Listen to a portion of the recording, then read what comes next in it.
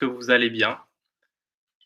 J'espère qu'on va passer une bonne matinée ensemble, en tout cas une bonne heure. On est très heureux de reprendre, les webinars ce matin, avec un beau sujet, la TV connectée et ce titre «Anticiper le futur» parce qu'on a une très belle étude de Magnit à vous présenter.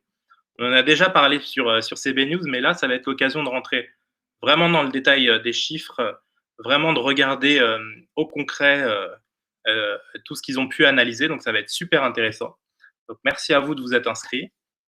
Je vais attendre un petit peu, je meuble, le temps que les participants, arrivent, petit à petit. N'hésitez pas à dire bonjour ou coucou, qu'on puisse voir que vous êtes bien là. Bonjour à tous. Bonjour Laurence.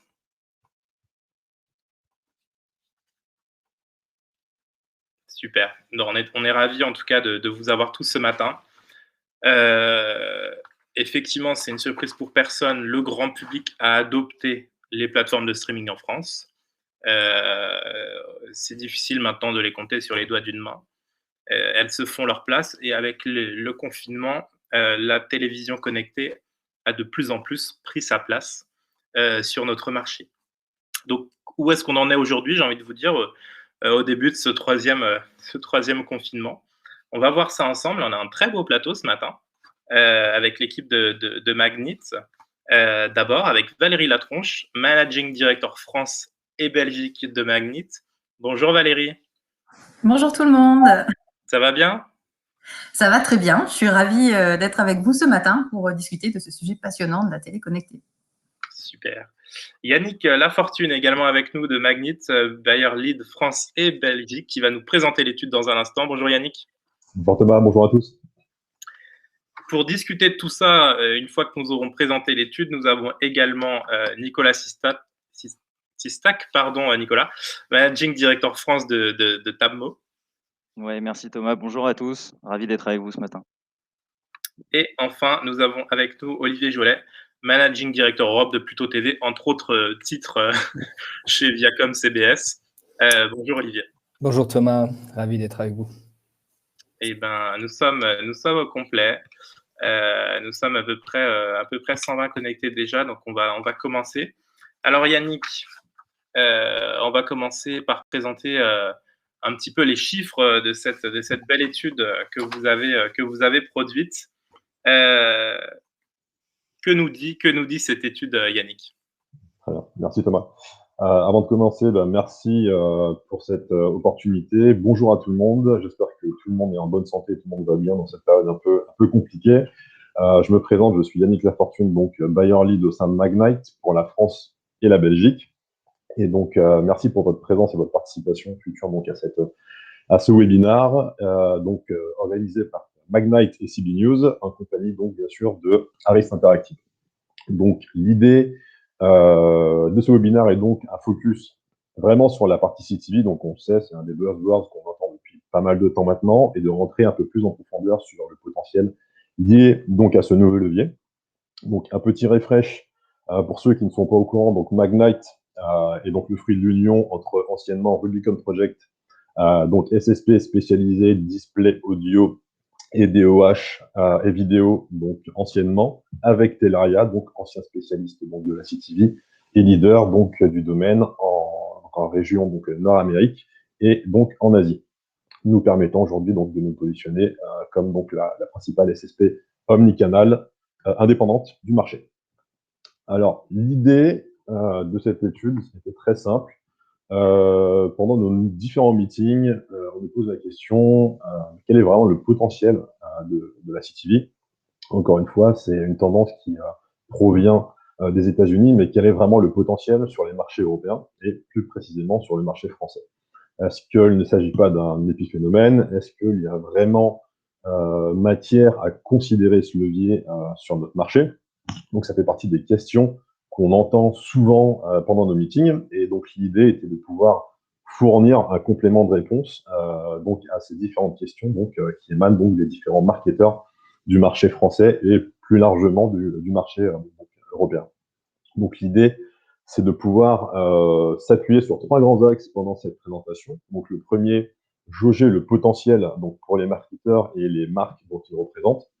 Le deuxième point étant d'identifier, donc d'avoir une vision un peu plus orientée user et identifier quels sont les facteurs qui, en gros, expliquent l'importance de cette adoption et la croissance qui est liée à cette dernière. Et donc, le troisième point, évaluer donc le niveau d'engagement publicitaire associé donc à ce nouveau levier. Est-ce qu'il y a un intérêt? Est-ce qu'il y a quelque chose qui, on va dire, impacte plus donc l'expérience utilisateur? Est-ce que les utilisateurs sont beaucoup plus engagés avec donc ce nouveau levier? Cette étude a été menée, pas que sur la France, c'est une étude qui a été menée sur l'ensemble du continent européen, donc avec un focus sur les 5 principaux marchés, donc, que sont la France, l'Espagne, le UK, l'Italie et l'Allemagne. Donc, s'il y en a donc, parmi vous qui ont un intérêt donc, pour avoir des insights pour les autres marchés, n'hésitez pas à prendre contact avec nous, ce sera avec plaisir de pouvoir vous partager ça à la fin donc, de ce webinaire. Donc, c'est une étude qui a été menée, comme je l'ai dit précédemment, avec Harris Interactive, et donc pour laquelle nous avons sondé plus de 2000 personnes par pays, donc un total d'un peu plus de 10 000 personnes. Et parmi les critères qui ont été sélectionnés, et faisait partie donc la tranche d'âge 18 à 64 ans, donc n'ont pas été pris en compte les personnes de plus de 65 ans. Et donc, on a également fait appel à des personnes qui, généralement, regardent au moins 1 heure la télé par semaine.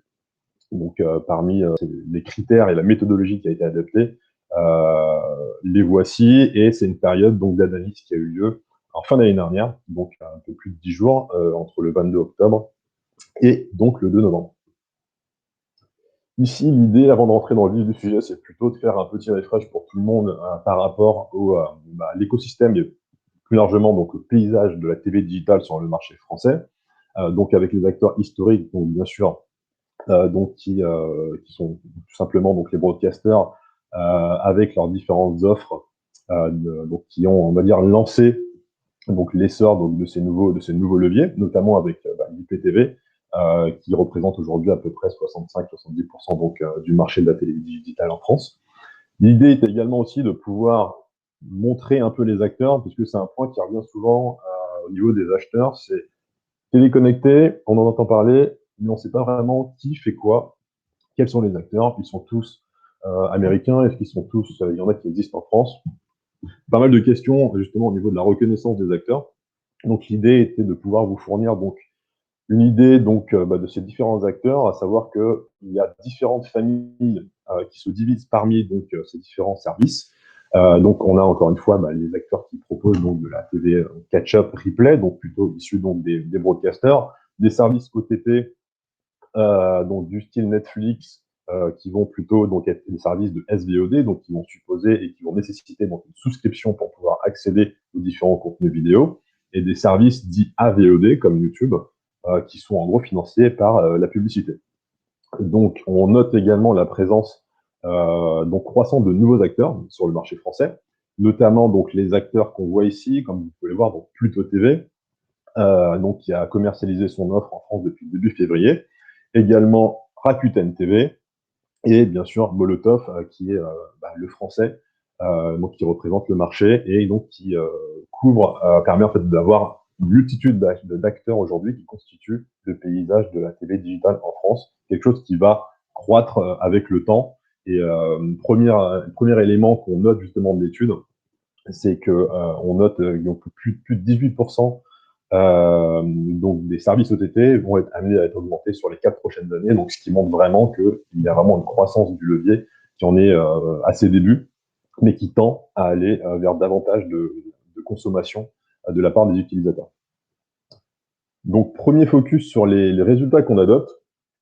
Il faut savoir qu'aujourd'hui, une des principales raisons pour lesquelles on parle de la CTV, c'est tout simplement parce que le volume aujourd'hui de vues tend à rivaliser dans les prochains mois, années, donc au volume qui existe aujourd'hui sur la partie télé linéaire.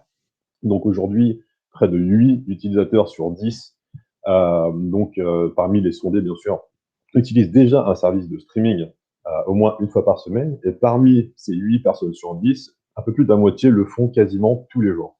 Donc encore une fois, c'est quelque chose qui rentre clairement dans les habitudes et les coutumes donc, de consommation du média donc des utilisateurs français.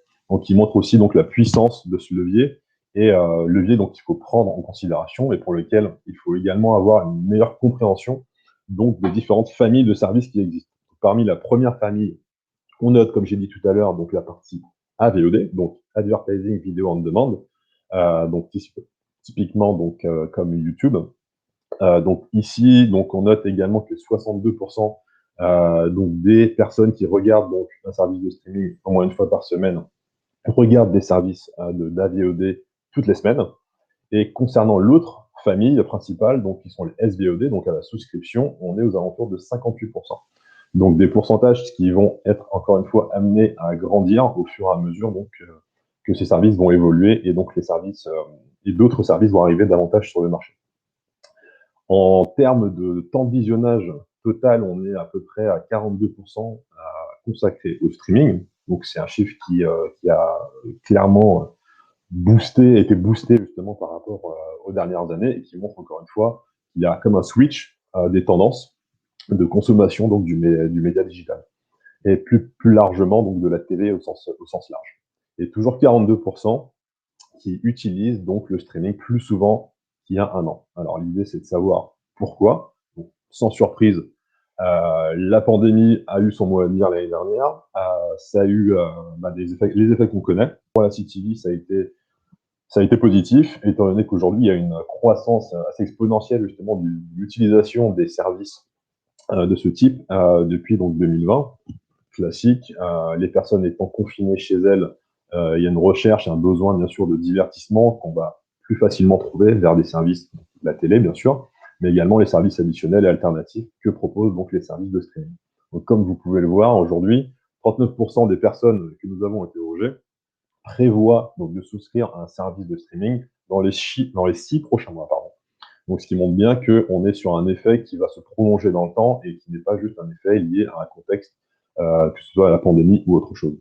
Donc, quelque chose qui va s'inscrire dans le temps, dans la nécessité pour les marques, aujourd'hui ayant typiquement une stratégie linear first ou linear only, de prendre en compte ce besoin qui est croissant et qui répond en fait à un besoin utilisateur, donc des utilisateurs qui vont pouvoir mieux cerner en targetant justement ces services-là de façon plus optimale. Un point qui revient également souvent lors des différentes discussions qu'on a avec les acheteurs, c'est la CTV, le streaming, les applications OTT, oui, mais quelles sont les audiences? C'est vraiment des éléments qui manquent justement souvent aux marketeurs de façon à pouvoir mieux construire leur plan qui le plus souvent nécessite justement donc d'avoir un reach par rapport à une typologie d'audience bien définie. Donc ici, l'étude, ce qu'on ressort, c'est que sur un millénial sur 2 a tendance à regarder le streaming par défaut. Donc dès qu'il ouvre donc une de ces plateformes de télévision, c'est la première chose sur laquelle donc un sur 2 donc des millennials, donc la tranche d'âge 21-34 ans, sur laquelle se tourne. Bien sûr, plus on avance dans le temps, plus donc on est donc sur une adoption qui est plus orientée donc télévision plus traditionnelle, sans surprise. Mais encore une fois ici, le focus il est sur cette tranche d'âge millénial qui le plus souvent est targetée donc parmi pas mal de campagnes, bien sûr selon les marques et les produits des annonceurs. Et donc l'intérêt est là de pouvoir mieux cibler ces audiences-là de façon à ne pas pouvoir perdre donc de vue à ces audiences qui peuvent potentiellement donc être beaucoup plus digital friendly et de ne pas manquer le code justement parmi les campagnes de VOL notamment que peuvent mettre en place les différents annonceurs.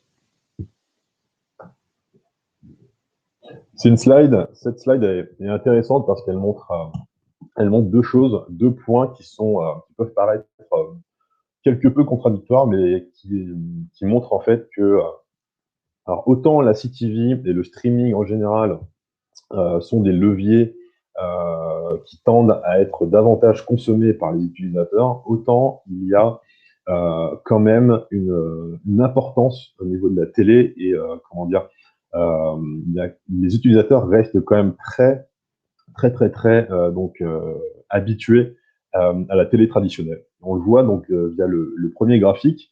quand on demande donc aux sondés quel type de service ils préfèrent entre le streaming ou la télé linéaire, on a 66% qui préfèrent donc le streaming. Pour autant, lorsqu'on leur demande s'ils avaient un choix à faire entre donc un service, que ce soit donc la télé ou donc le streaming, on est à 46% qui préféraient le streaming. Donc un avantage pour la télé, donc qui peut paraître contradictoire, mais ce qui montre aussi que aussi la force et la puissance de la télé, qui est souvent considérée comme un vieux média, mais toujours est-il un média qui compte dans les esprits et qui a toujours une place. D'où la raison et la nécessité aujourd'hui pour les marketeurs d'adapter aussi les plans en prenant en compte ces données-là et par rapport aux différentes stratégies d'audience qu'ils pourront mettre en place. L'idée, bien sûr, en prenant en compte ces informations-là, c'est d'avoir un point de vue utilisateur. Qu'est-ce qui fait qu'un utilisateur aujourd'hui préfère le streaming? Qu'est-ce qui fait qu'un utilisateur reste accroché aux médias télé traditionnels? Pour la partie streaming, c'est avant tout la notion de consommation dite active qui fait la différence. N'importe qui aujourd'hui souhaite être diverti en ouvrant donc une application OTT, quelle qu'elle soit, de streaming. On a la possibilité de faire son choix sur la diffusion et le type de vidéo qu'on souhaite regarder. Et parmi les différents arguments qui ressortent, parmi les raisons pour lesquelles les utilisateurs utilisent donc plus le streaming et préfèrent le streaming, c'est tout simplement donc la notion de choix. Donc à 65%, les personnes préfèrent et veulent voir des films de qualité. On est également sur la couverture des différents contenus qui est proposée. Donc à 52%, ce sont les raisons qui sont liées à la préférence des séries qui sont couvertes par les différentes plateformes. À 53%, donc, sont des utilisateurs qui souhaitent découvrir des choses nouvelles, donc, étant donné qu'il y a pas mal parmi les plateformes qui enrichissent de façon quotidienne, hebdomadaire, donc leur contenu. Ça peut répondre bien sûr à ce besoin-là. Bien sûr, le binge-watching à 50% est un élément clé aussi qui justifie l'attrait donc, de la partie streaming. Et donc à 49%, les contenus exclusifs, bien sûr, qui sont propres aux différentes plateformes, que ce soit Netflix, Amazon Prime Video, par exemple. Et 25%, pour finir, préfèrent donc regarder des séries pour pouvoir les recommander à des amis. Donc ça, c'est quelque chose qu'on peut également avoir sur la partie télé, mais c'est un élément qu'on a voulu également prendre en compte, étant donné que le choix, les partages avec, bien sûr, la digitalisation de ce genre de service est beaucoup plus simple via les services de streaming. Concernant la télé plus traditionnelle, la télé classique, le premier argument qui ressort, c'est tout simplement l'habitude. Quand on revient donc sur la slide juste avant, donc qui présente donc la préférence du service télé par les utilisateurs, elle s'explique tout simplement par l'habitude. Encore une fois, c'est quelque chose qui est ancré dans les mœurs et dans les habitudes de consommation, et qui revient le plus souvent donc parmi les résultats donc des préférences sur la télé et les raisons pour lesquelles les gens la préfèrent. L'idée aussi ici, c'était de pouvoir faire un overview en fait des préférences par rapport donc à la présence de la publicité ou non. Et c'est vrai que sur la partie streaming, ce qu'on note le plus souvent parmi donc les différentes questions qui sont posées, c'est la préférence au streaming, notamment parce qu'il y a moins donc de publicité, ce qui permet donc le plus souvent donc une meilleure expérience utilisateur, et ce qui revient le plus souvent parmi les arguments, avec bien sûr, comme on l'a dit précédemment, la variété des contenus qui leur permet donc de pouvoir regarder n'importe quel contenu quand ils veulent.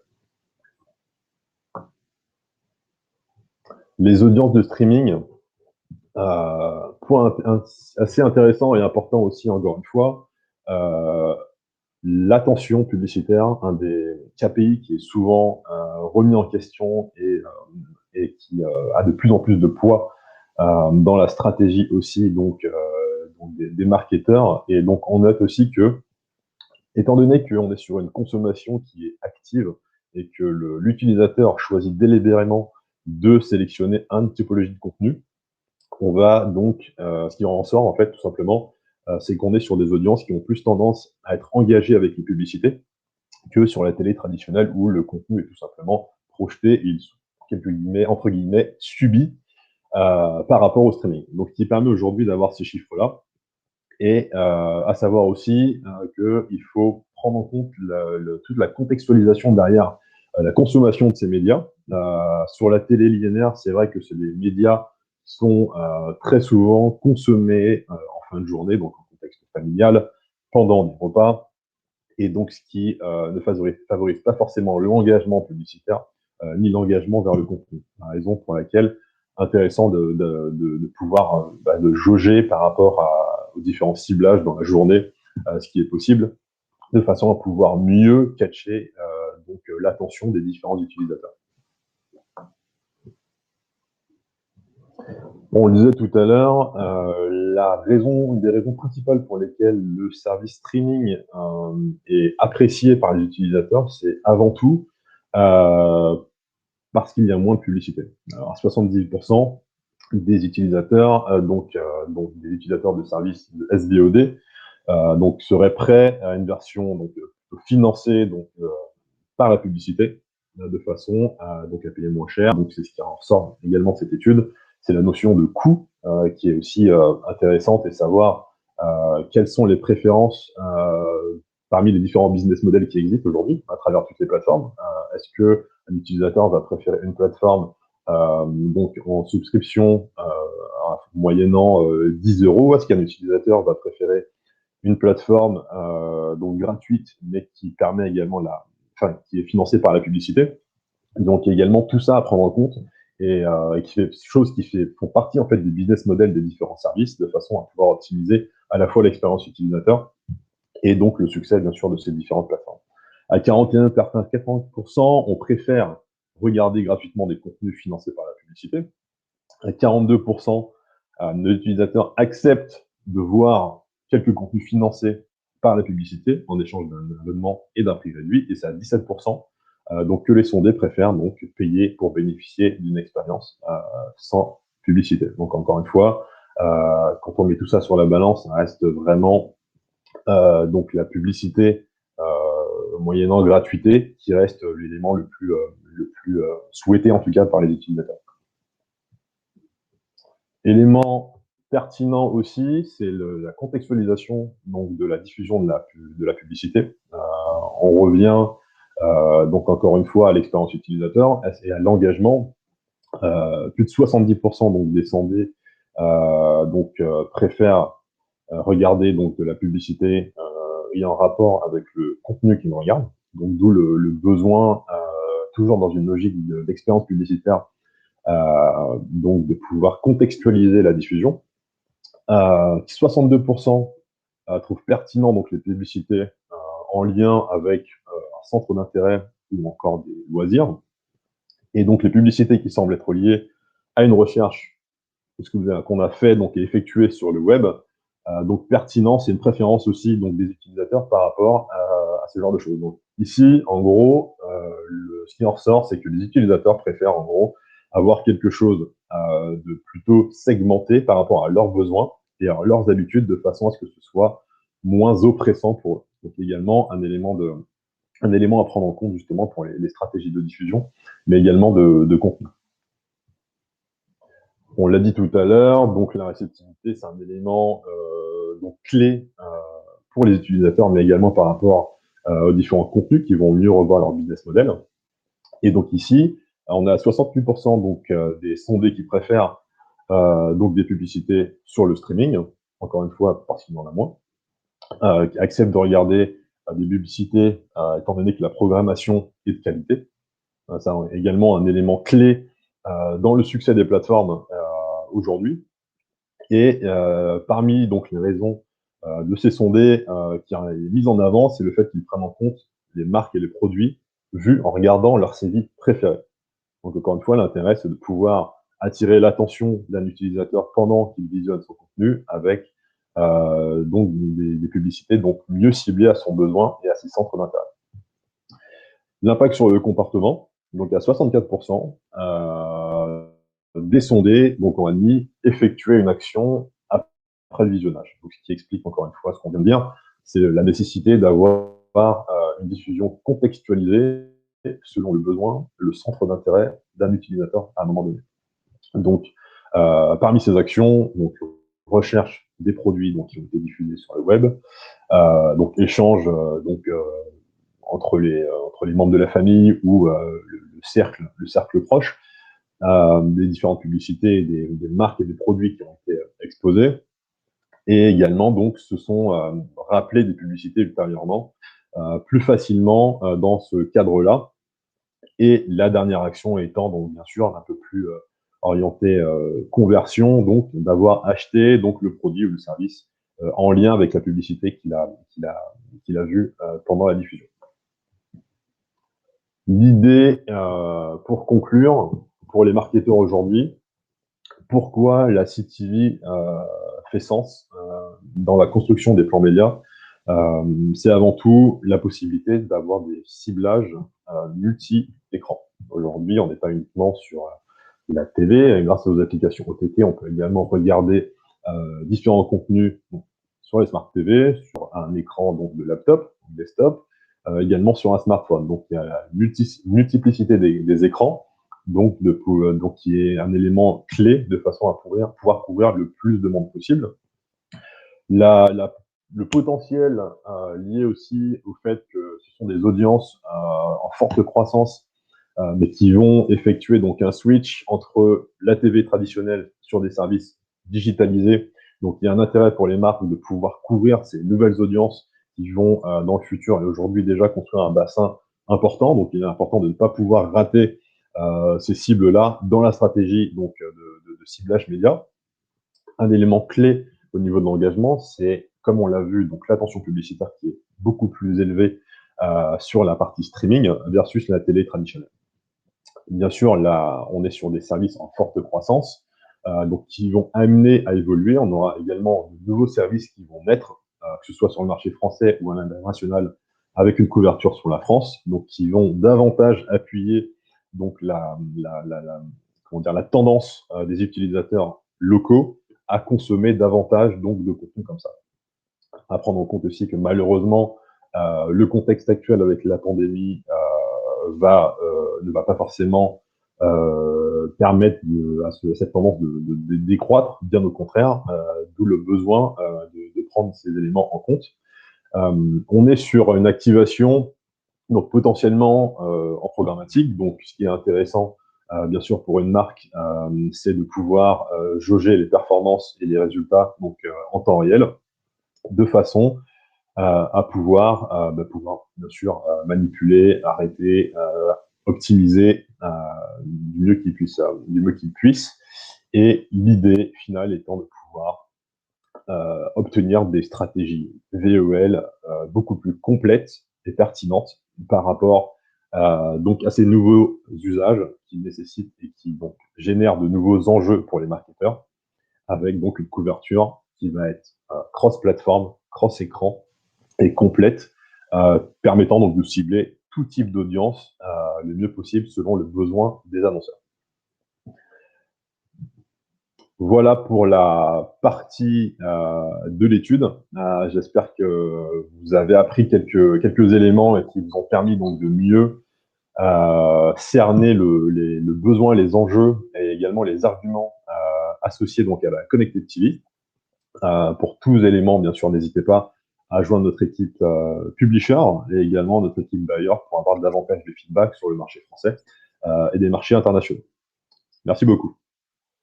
Merci beaucoup Yannick, c'était franchement passionnant, on a appris beaucoup de choses.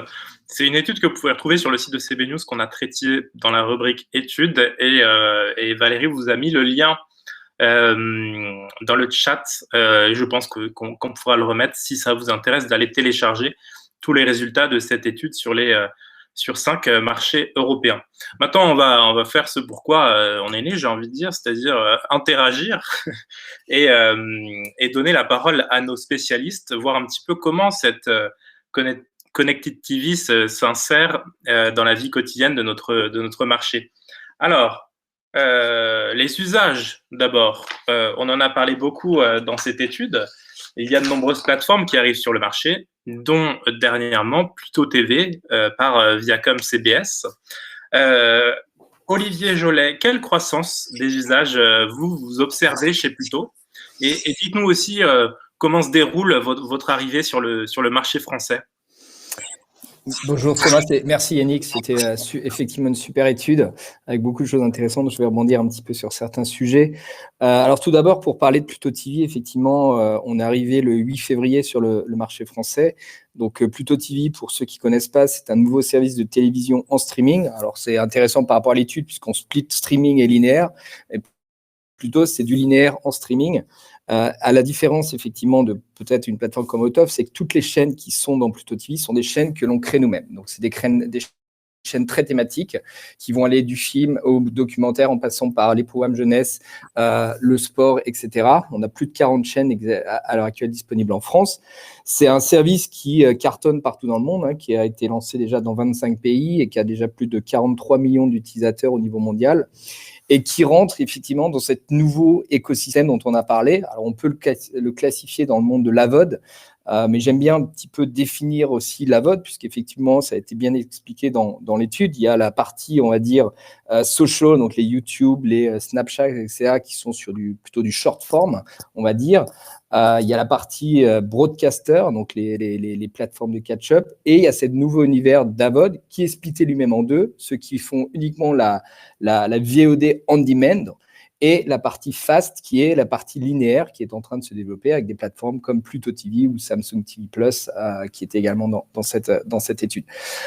Et ce qu'on voit effectivement, il y a plusieurs trends. Le premier, c'est qu'il y a une explosion des consommations sur les écrans connectés.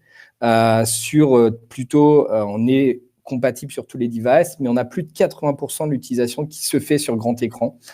Donc, une expérience télé. Et quand on parle de la pub, on est sur une expérience qui est effectivement l'expérience publicitaire télé, avec effectivement, on atteint le consommateur dans son canapé la plupart du temps avec de la pub qui est non skippable, les différences de YouTube dans le cas de Pluto. Et l'autre partie, c'est qu'on voit aussi une évolution, c'est-à-dire qu'il y a une évolution vers un mode plus de consommation linéaire, ce qui a été la raison pour laquelle on a créé Pluto, c'est que finalement, le streaming est associé à le choix permanent pour l'utilisateur. Et beaucoup d'études montrent que trop de choix tue le choix. C'est-à-dire que quand on propose trop de contenu à l'utilisateur, il a envie d'avoir du choix, mais il ne sait pas quoi regarder. Et c'est pour ça qu'on voit de plus en plus des modèles de consommation linéaire en streaming. Et c'est exactement sur le positionnement qu'il y a plutôt sur le marché français et au niveau mondial également. Merci beaucoup, Olivier. N'hésitez pas, j'ai vu qu'il y avait des questions déjà qui arrivaient et c'est super. Posez vos questions dans le chat. On y répond dans un instant à la suite de cette discussion. Valérie Latronche de chez Magnite, parce que je dis Magnite depuis le début, mais il faut mettre un peu l'accent quand même. Vous voyez, vous, les tendances de consommation média. Est-ce que les résultats de cette étude vous ont surprise ? Alors, ils nous ont pas vraiment surprise parce qu'on a la chance d'être implanté sur plusieurs continents et donc on observe avec anticipation ce qui se passe de l'autre côté de l'océan Atlantique notamment. Et c'est des tendances, même si les dispositifs on va dire de l'univers télévisuel notamment n'est pas du tout la même, mais on avait déjà ce phénomène qui arrivait, donc l'émergence de la consommation de la télé digitale, ou en tout cas qui se détache des systèmes historiques. Et ça suit de toute façon l'augmentation de l'achat et du taux d'équipement des foyers. Dans l'étude, c'est un élément qui n'a pas été présenté par Yannick, mais on a le résultat que 60% des foyers ont au moins 2 terminaux dans le foyer qui leur permettent de consommer ces médias alors streamés, pas forcément linéaires ou délinéarisés, mais streamés en tout cas. Et je crois que sur la rangée, enfin la section des foyers les plus aisés, on est à 60% de ces foyers qui ont au moins 3 terminaux. Donc effectivement, entre le décodeur du FAI, la télé et elle-même la Smart TV, donc vraiment l'écran intelligent, la console de jeu, des périphériques de streaming, finalement le taux d'équipement appelle l'augmentation de la consommation. Et en parallèle, on a Pluto TV en est un bon exemple, une émergence, une arrivée de nouveaux contenus. Donc, il y a Pluto, Molotov, il y a Rakuten TV qui s'est lancé aussi sur le marché français récemment. Il y a l'arrivée de la plateforme Salto qui est sur un autre modèle financier, mais qui apportent aussi du contenu. Donc tout ça, ça permet aux utilisateurs de modifier leurs usages et d'entériner c'est même plus une tendance, d'entériner cet usage vraiment dans leurs habitudes. Donc pas vraiment une surprise pour nous. On était plutôt contents de voir que la France s'inscrit à son tour dans cette mouvance-là, après avoir suivi ce qui se passait outre-Atlantique. On ne t'entend pas, Thomas. Effectivement, avec le de Nicolas, de votre côté, chez Tabmo, vous observez vous aussi une augmentation des volumes, évidemment, avec votre activité. Alors, qu'est-ce que vous observez exactement? Cette augmentation est de quel ordre pour les gens qui nous regardent? Elle est colossale en réalité. On parle de Tabmo nous concernant, mais cette année, il faut vraiment avoir Hawk en tête, première chose, puisque Hawk, c'est la plateforme qu'on propose, la plateforme DSP. Et c'est ce qui nous permet aujourd'hui d'avoir une empreinte très forte en Europe. Donc, on rayonne sur plusieurs pays, donc on a un regard aussi côté acheteur sur plusieurs pays.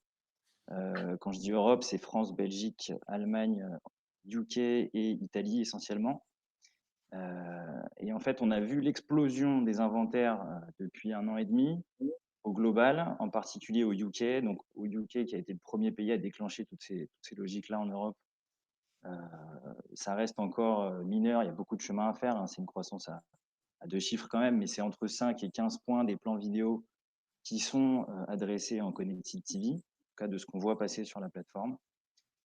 Et pour vous faire un focus du coup sur le marché français, dont je m'occupe plus spécifiquement, c'est maintenant qu'il se passe quelque chose. Depuis fin d'année dernière, ça fait 6 mois en fait. 6 mois qu'on voit une demande de l'ensemble des agences, soit qui s'interrogent, soit qui veulent déjà commencer dès maintenant à acheter de l'inventaire Connected TV en programmatique. Et en fait, tout ça, c'est pas venu par hasard, c'est Valérie et Olivier en ont parlé. C'est parce que l'usage est là et parce que les contenus sont là. Il y a eu en 1 an, l'année dernière, il y a eu plus de 80 points d'augmentation des inventaires d'une année sur l'autre, entre 2019 et 2020. Donc, c'est énorme. Et on s'attend à la même chose cette année. Donc, mécaniquement, vous avez une croissance des inventaires, une croissance de l'usage d'abord. On espère que le marché dans son ensemble va s'emparer de ce sujet. En tout cas, il y a une vraie opportunité pour les marques à venir là-dessus parce que Olivier l'a rappelé très rapidement tout à l'heure, mais quand on parle de téléconnecté, on a tendance à faire un fourre-tout. Et aujourd'hui, en France, le marché, c'était surtout l'IP télé avec les contenus catch-up des grandes chaînes qui étaient consultés à partir des box. Aujourd'hui, la téléconnectée qui arrive, qui a du volume, qui a une audience sérieuse, c'est une vraie opportunité, c'est une vraie alternative à tout ça. Merci beaucoup, Nicolas. Alors, dans l'étude, on parle de 42% du temps passé à regarder la télévision qui est consacré au streaming. Donc, c'est quand même un chiffre important, presque la majorité. Comment est-ce que tous les trois, vous voyez l'évolution de cette tendance dans les mois à venir? Est-ce que ça va doubler, tripler? Est-ce qu'on a une idée, peut-être, Olivier? Le streaming va continuer à monter. Je pense que c'était bien de voir toutes ces nouvelles plateformes arriver sur le marché. Je pense que ce qui est extrêmement intéressant, c'est que et on le retrouve dans cette étude, c'est que pendant très longtemps, streaming s'était associé au monde payant, donc avec les Netflix, etc., qui Amazon, Disney+, plus récemment. Et on voit effectivement l'émergence de nouvelles offres financées par la pub, et avec du contenu premium. Et je pense que cet aspect-là est extrêmement important puisque le contenu gratuit en streaming a souvent été associé à YouTube, qui aussi a fait des énormes efforts au niveau de la qualité et avec un niveau de qualité pas très important, avec une mauvaise image, avec aussi pour les annonceurs un problème de brand safety. Et je pense que là, on est sur un nouveau modèle économique qui, en fait, vient compenser un trou qui a été laissé par le streaming payant. C'est-à-dire qu'en fait, on a eu ce chiffre de la consommation du linéaire vers le streaming. Et le grand perdant dans ce mouvement d'audience, c'est finalement l'industrie de la publicité, les annonceurs qui ont perdu une part d'audience et qui est en train de se recréer avec ces nouvelles offres premium financées par la pub. Donc, je pense que ces offres vont exploser, que ça soit plutôt, je l'espère bien sûr, plus particulièrement, mais également toutes les autres. Je pense qu'il y a Molotov fait un super travail, Samsung TV Plus et Rakuten, voilà, il y a des belles plateformes qui se développent. Et le marché ne peut que se développer avec plusieurs players aussi. Donc, si on regarde un petit peu les usages aux États-Unis, on voit que, alors, je sais que Nicolas parlait du marché du programmatique, mais même si on prend à la fois l'OTT et aussi le marché du programmatique, on a encore un grand chemin à faire en France. Les Anglais sont un petit peu plus en avance. Et tous ces trends vont venir sur la France et ça va offrir des nouvelles opportunités aux consommateurs et aussi aux annonceurs. Valérie. Oui, je crois qu'il... Ouais, pour compléter, je crois qu'il y a aussi un sujet sur la multiplication des abonnements pour accéder à ces plateformes, comme tu disais, toutes les solutions de streaming payantes.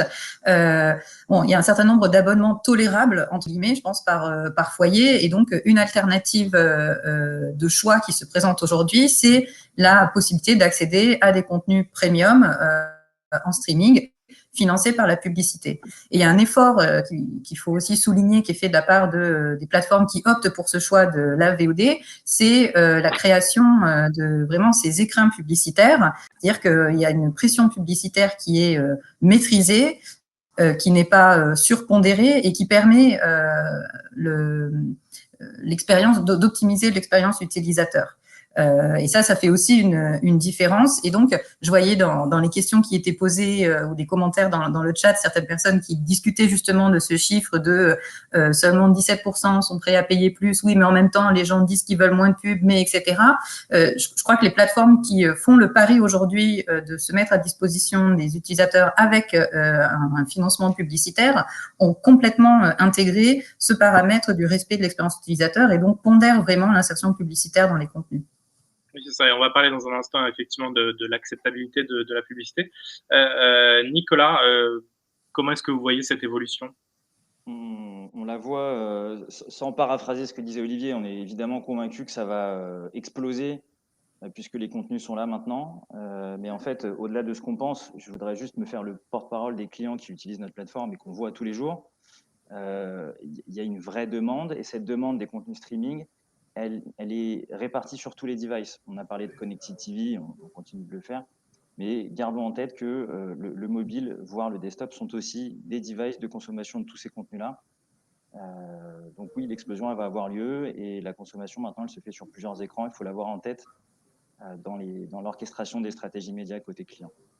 Alors, l'étude est intéressante puisqu'elle évoque la pénétration de la publicité aussi et comment est-ce qu'elle doit agir sur ces nouveaux contenus.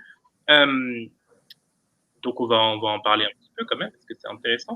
Quelle cible la Connected TV permet d'adresser qu'est-ce que vous voyez chez vous, par exemple, Olivier ? Alors, le premier sujet, c'est qu'effectivement, on arrive à atteindre sur les offres de streaming et donc notamment les Connected TV, une audience qui est de moins en moins sur les chaînes télé. Donc, on a une audience qui est dure à atteindre sur la télé classique. Donc, ça, c'est un point qui est important. Le deuxième point, et je vais rebondir sur ce qui vient d'être dit avant, c'est que effectivement, il faut offrir une expérience publicitaire qui est différente de celle de la télé. On a pris, par exemple, chez Pluto le parti de ne pas faire de pre-roll, qui, dans l'industrie, est finalement le standard vidéo, puisque en fait, confronter l'utilisateur dès sa première utilisation à la publicité n'est pas forcément le meilleur moyen de le faire accepter, quoi. Donc, on a toute une stratégie d'intégrer l'expérience publicitaire dans une expérience utilisateur avec moins de publicité que le linéaire et effectivement le fait de ne pas faire de pre-roll. Et on voit qu'en faisant ça, finalement, on a une acceptation de la publicité qui est beaucoup plus élevée. On a un taux de complétion de la publicité sur Pluto qui est au-dessus de 95%. Donc, ce qui est énorme, en fait, c'est-à-dire que les gens regardent la pub jusqu'à la fin, 80%, c'est quasiment... Alors, Olivier, comment est-ce que vous définissez une publicité pertinente sur ces nouveaux usages ? Déjà, le taux de complétion, effectivement, c'est donc la viewability rate en anglais. C'est le point qui est le plus important, puisque la plupart du temps, les utilisateurs, et c'est un peu le problème qu'on a sur ces pubs qui sont skippables, c'est qu'on se retrouve sur un format qui n'est pas forcément vu en entier. On a de plus en plus de formats publicitaires qui arrivent sur des 6 secondes où il n'y a aucune story. En fait, dans 6 secondes, c'est assez dur de faire une story. Donc, on se retrouve finalement, je pense pour nous, le meilleur critère, c'est de voir est-ce que la personne a vu la publicité. La réponse est oui. Et ça, c'est ce qui compte pour les marques.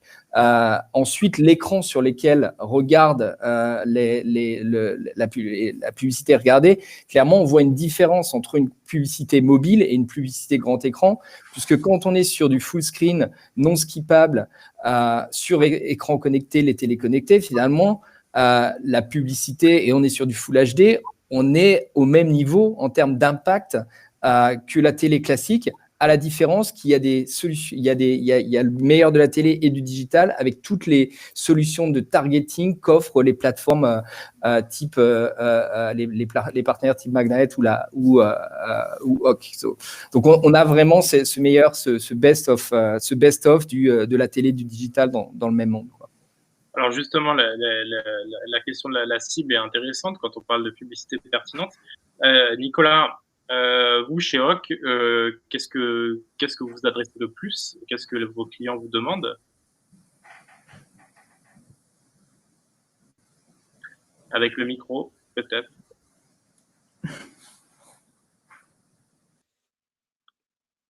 Il est toujours pas mis.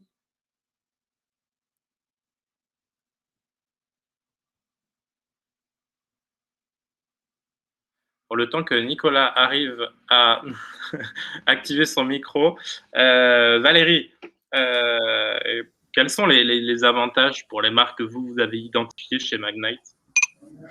Alors du coup, en tant que Magnite, nous c'est vrai qu'on participe à l'activation programmatique, hein, donc c'est de la même façon que l'inventaire télé se vend à la fois sur un modèle de vente directe et de programmatique. La télé connectée utilise aussi ces deux moyens de commercialisation, en tout cas les plateformes et les producteurs de contenu qui se lancent dans la monétisation. Et du coup, on retrouve finalement par ce biais-là tous les avantages historiques du programmatique appliqués à l'accession de ces nouveaux contenus. Donc, j'en ai parlé un petit peu tout à l'heure. Il y a aussi toute la partie autour de la pression publicitaire. C'est aujourd'hui un univers qui est moins adressé par les marques. Donc, il y a une attention et une capacité de prendre la parole sur cet univers-là qui est plus facile probablement qu'en télé telle qu'on la connaît, en télé historique. Il y a l'attention des utilisateurs, ça c'est quelque chose qui est ressorti dans l'étude. Donc sur le visionnage de ces contenus-là, on a une audience qui est plus engagée, plus attentive. Ça permet aussi à des marques qui n'ont pas forcément l'habitude ou les moyens d'entrer sur le marché d'entrer sur ce marché-là et d'adresser ces audiences sur grand écran. Donc, grâce à des partenaires comme Hawk, ça permet à des annonceurs qui sont très digitaux d'accéder au plus grand écran du foyer en utilisant leur capacité et leur technique d'achat digital qu'ils maîtrisent depuis longtemps. C'est vrai que cette passerelle se fait de plus en plus et c'est intéressant pour de nombreux annonceurs.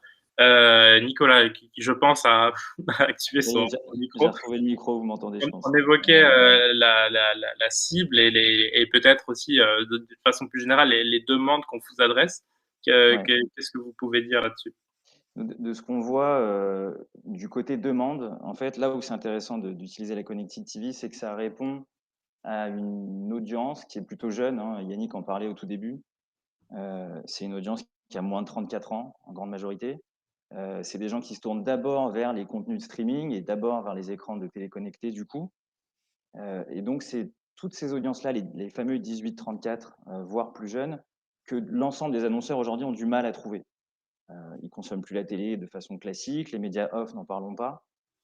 Donc, c'est toujours un peu complexe. Nous, de ce qu'on voit de notre côté plateforme, et notamment, on l'a vu via l'audio l'année dernière qui a explosé, et en particulier via les podcasts, il y a quelque chose sur la consommation du média qui est intéressant du côté podcast, c'est pour ça que j'en parle ici, c'est que c'est une consommation active. On choisit un contenu et on a une relation privilégiée avec le contenu qu'on écoute. Donc, quand il y a une publicité intégrée, il y a un message intéressant à faire passer, il y a une attention de la part de l'audience.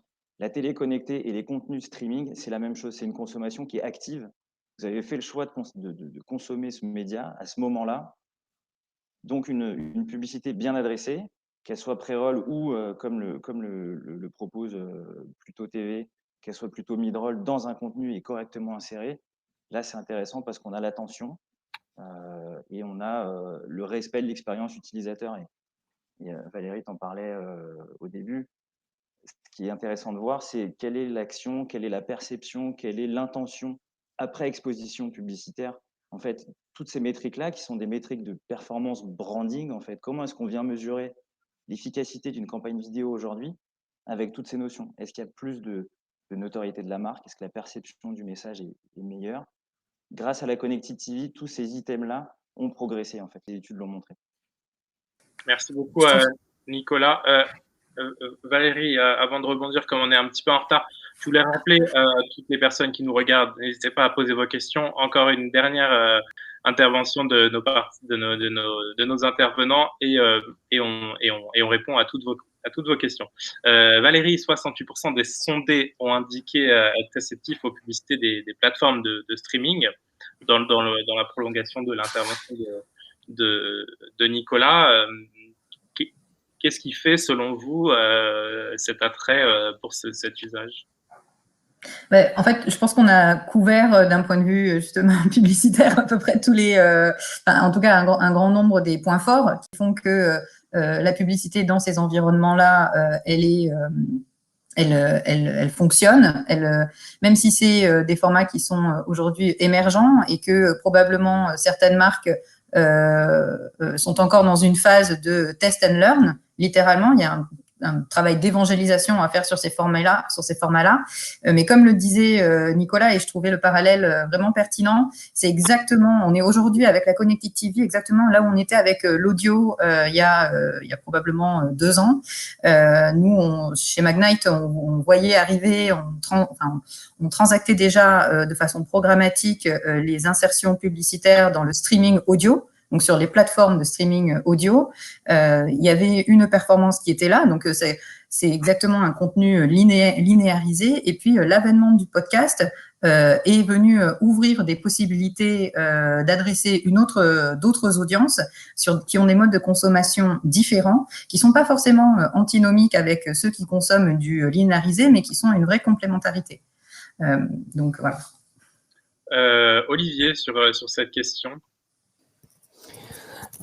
Je pense qu'il y a différents paramètres à regarder. Le premier, on en a parlé, l'expérience utilisateur. Je vais pas revenir là-dessus. Je pense que c'est un point qui est important. Après, il y a la pertinence de la publicité dans son environnement.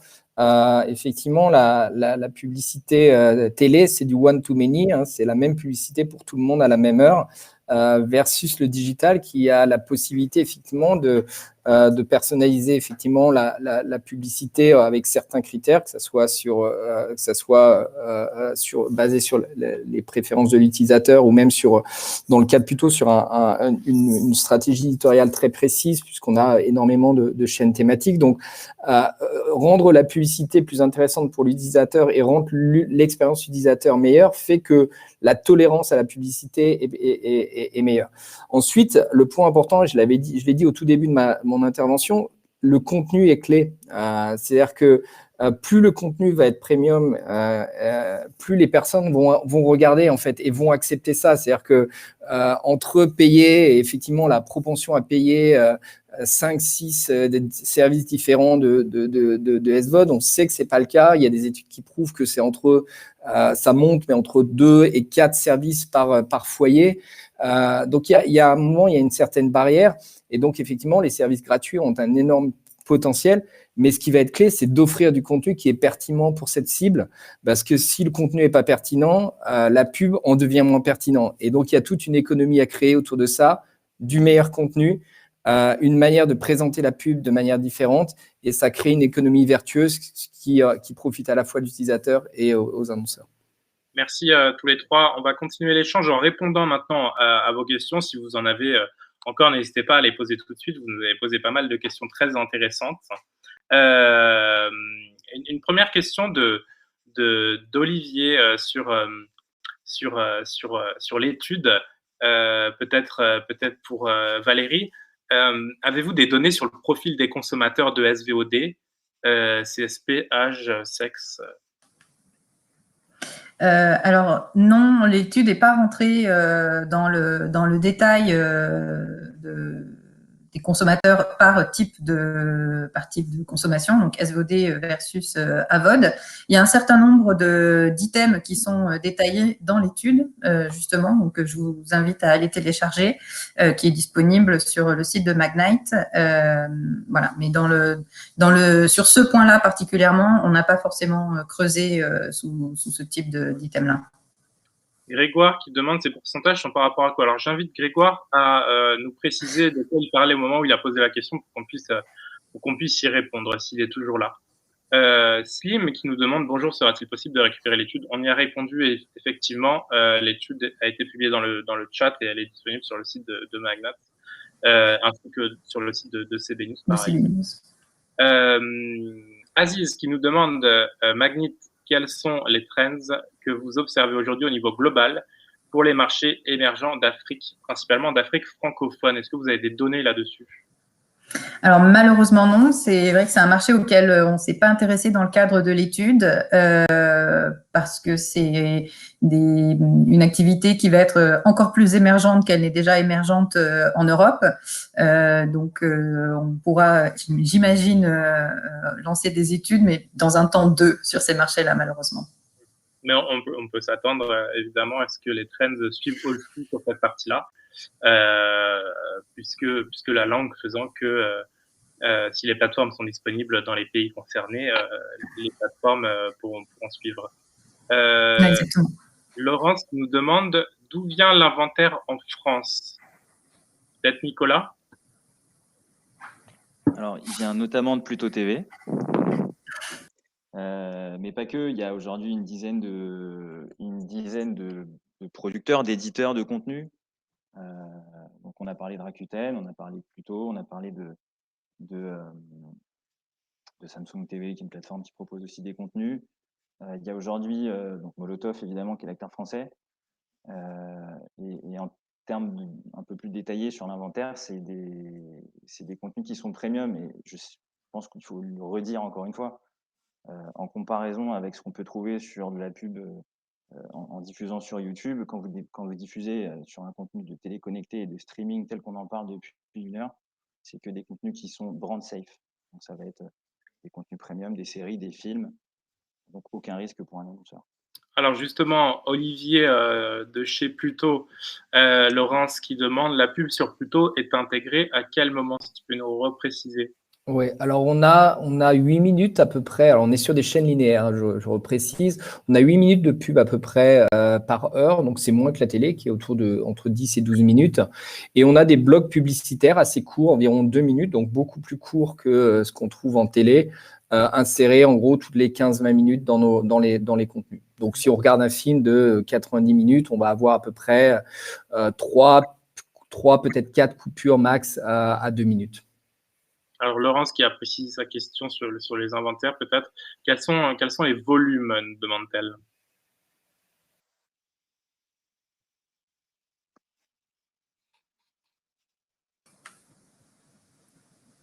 Sur Pluto spécifiquement ou les volumes disponibles en IP France, par exemple?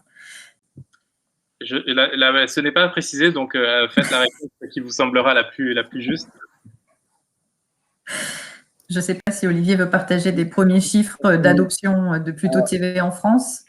J'ai vu qu'il y avait une question d'Olivier également sur les chiffres. Alors, on ne communique pas sur des chiffres précis en France, donc on peut, je pense que je vous laisserai parler du marché. L'adoption de Pluto en France, elle est extrêmement positive. On a notre application est arrivée numéro 1 des téléchargements sur tous les App Store. Voilà, donc c'est la preuve effectivement qu'il y a une vraie traction pour ce genre de modèle. On a une consommation qui augmente de jour en jour, des chaînes phares comme les chaînes cinéma, les chaînes séries, notre chaîne Plus belle la vie qui cartonne, Bob l'éponge qui cartonne également. Et toutes ces chaînes créent une quantité d'amateurs très, très importante, mais je ne peux pas communiquer de chiffres ici. Donc, je vais renvoyer la balle à Nicolas ou à Valérie sur les chiffres du marché. Je prends. Selon les acteurs, on se le disait tout à l'heure, il y a une petite dizaine d'acteurs aujourd'hui qui proposent du contenu. Et évidemment, ils ne sont pas tous consommés de la même façon, à la même fréquence, mais il faut considérer entre 1, alors c'est une grande fourchette, hein, entre 1 et 10 millions d'impressions mensuelles, selon que vous êtes sur un acteur qui est très adopté ou qui démarre sur le marché français en tout cas. Alors, Laurence qui nous demande également le décret du 5 août 2020 pour la TV linéaire ne concerne pas les plateformes de streaming. Donc, quelles sont les règles de capping? Est-ce que quelqu'un a la réponse?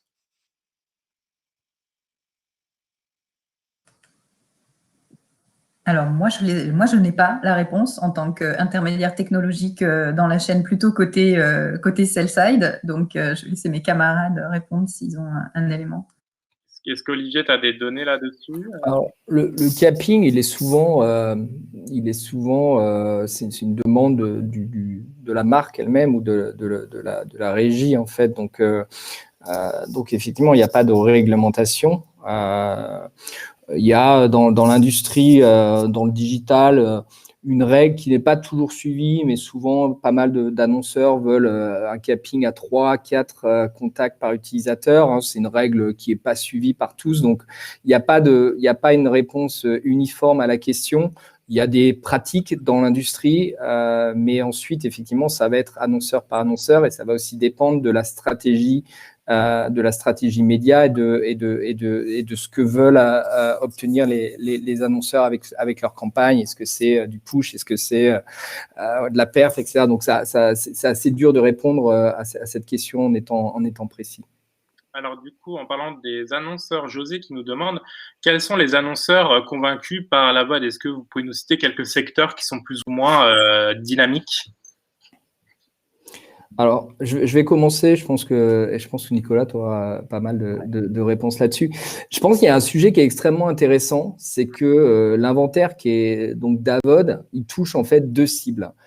Il touche en premier des annonceurs qui étaient plutôt mobiles et web, qui pour la première fois ont la possibilité en fait de faire de la pub télé et qui n'iraient jamais sur la télé puisque les budgets nécessaires pour faire une campagne significative sur la télé sont énormes. Donc, on a ces annonceurs qui sont plus du mobile et du web qui vont sur la première fois sur la télé et qui obtiennent des résultats incroyables. Et on a un shift également, clairement, des gros annonceurs télé qui cherchent plus de trackabilité sur leur campagne et qui passent sur l'inventaire connected télé. Je vais donner un exemple aussi qui est un exemple américain, mais pendant la pandémie, on a vu effectivement une baisse assez drastique du marché publicitaire télé. Et on a vu une augmentation du marché publicitaire connected télé parce que les annonceurs télé, finalement, ont arrêté leur campagne télé, se sont tournés sur des campagnes CTV qui leur permet d'avoir une vraie traçabilité et une manière de mesurer l'impact de leur campagne beaucoup plus précise que sur la télé. Et du coup, juste pour compléter de notre côté de ce qu'on voit passer, s'il fallait faire un top 3 en termes de secteur, c'est un top 3 aujourd'hui, mais je pense qu'en fin d'année, si on s'en reparle, il sera dans l'autre sens. C'est-à-dire que le premier secteur qu'on a vu arriver, c'est les acteurs du secteur technologique, hein, donc les marques qui vendent des produits high-tech, parce qu'ils ont toujours eu une appétence pour les leviers digitaux, donc je pense que ça s'est fait naturellement pour eux. Ensuite, on a vu les retailers spécialisés, qui pour moi, on l'interprète comme étant un moyen pour eux d'accéder à des écrans télé sans forcément mettre les tickets qu'ils auraient mis sur des campagnes télé ou catch-up en tout cas. Et puis le troisième, qui est aujourd'hui le dernier sur le podium, mais qui je pense va devenir très vite le premier, c'est les marques FMCG, qui naturellement sont très présentes en télé, qui arrivent seulement maintenant, mais bon, c'est le début en télé connectée. Je pense que très très rapidement, ils vont prendre le pas et prendre la première place. Est-ce que vous pouvez citer quelques exemples Je pourrais en citer quelques-uns de marques qui sont qui font de la pub chez nous. On a des marques comme on a les télés, hein, Samsung, LG, les marques les automotives, tout ce qui est l'automobile. On a par exemple des McDonald's qui a fait une grosse campagne, Apple qui a fait une très grosse campagne sur Pluto également. Donc on est sur des marques ultra premium. PlayStation, les cinémas par exemple, tout ce qui est un point important puisque le cinéma n'a pas le droit de puber en télé.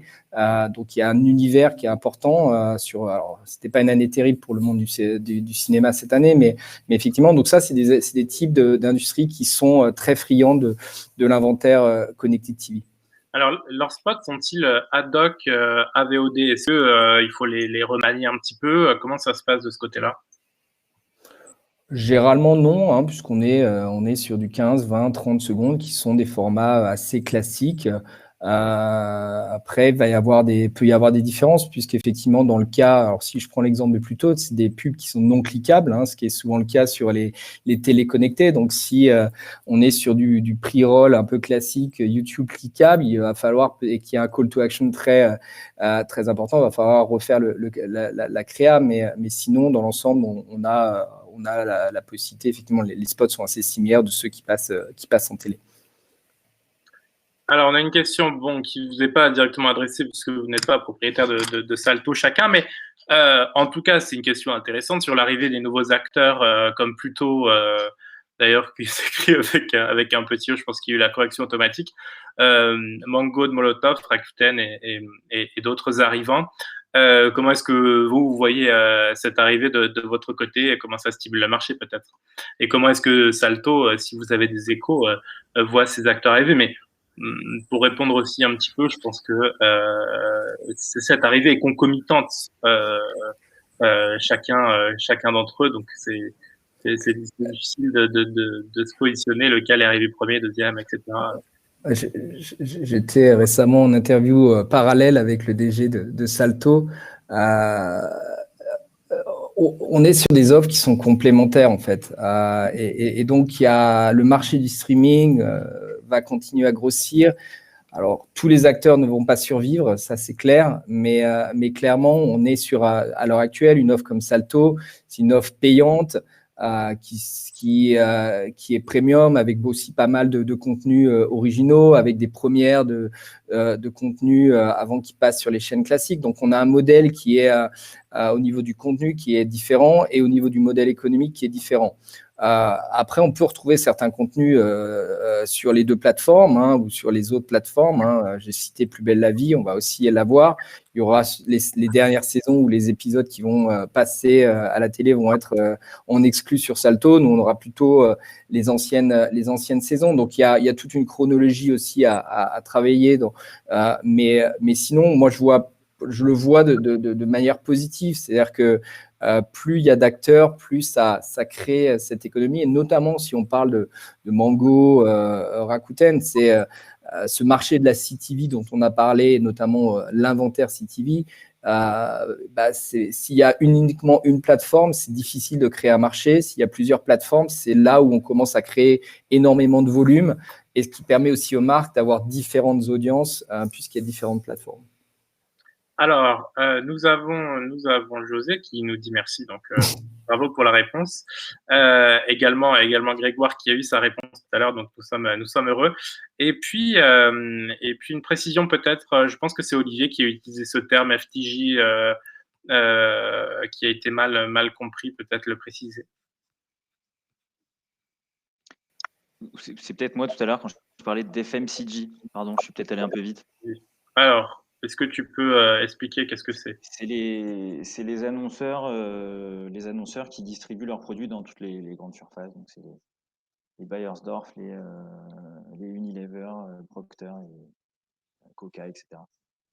Super, merci beaucoup à Nicolas. Une petite dernière pour tout le monde. Quels sont les modes de financement des contenus, contrats, deals divers? Les contenus sont importants. Quels sont les modes de financement des contenus? Alors la question est un petit peu bizarre. Et quelqu'un veut répondre? Je pense que Olivier est le mieux placé, puisque c'est lui qui, Alors, qui produit les contenus. La question, alors je comprends le sens de la question, je pense qu'elle est difficile à répondre.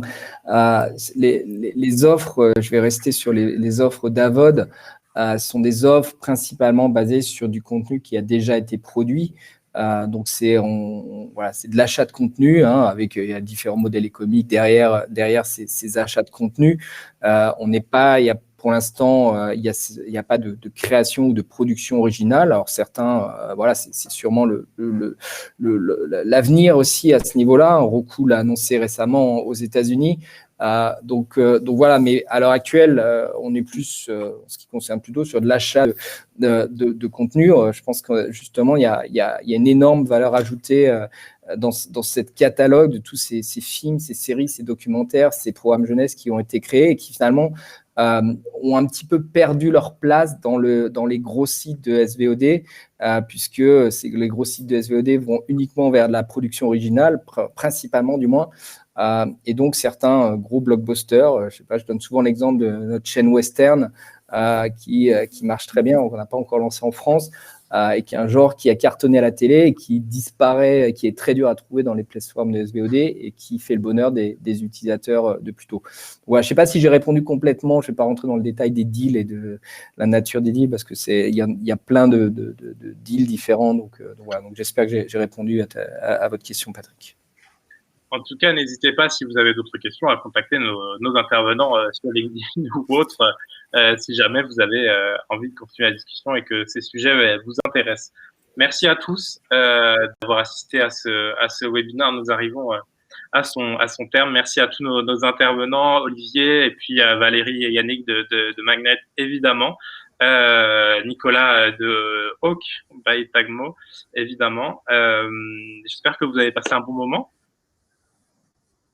Merci à toi Thomas. Super. Oui, merci à vous. Merci beaucoup et merci aux auditeurs pour toutes ces questions super enrichissantes. Donc, c'était top. Et évidemment, il y aura un replay qui sera disponible dans les prochaines heures et que vous recevrez dans vos boîtes mail si vous êtes inscrit, ce qui est le cas si vous êtes là. N'hésitez pas à consulter le site de CB News, à lire le dernier magnifique magazine de CB consacré à la création, mais pas que, aussi à nos licornes françaises de la tech. Un super dossier dans notre cahier à Tech News sur les cookies. Enfin bon, plein de choses super intéressantes. On est très heureux de faire ces webinaires. On remercie évidemment Magnet pour son soutien et d'avoir organisé ce webinaire avec nous. Et puis écoutez, on se retrouve très prochainement et je vous souhaite une très bonne journée à tous. Merci, bonne journée. Merci, bonne journée à tous. Merci, bonne journée. Bonne journée à tous.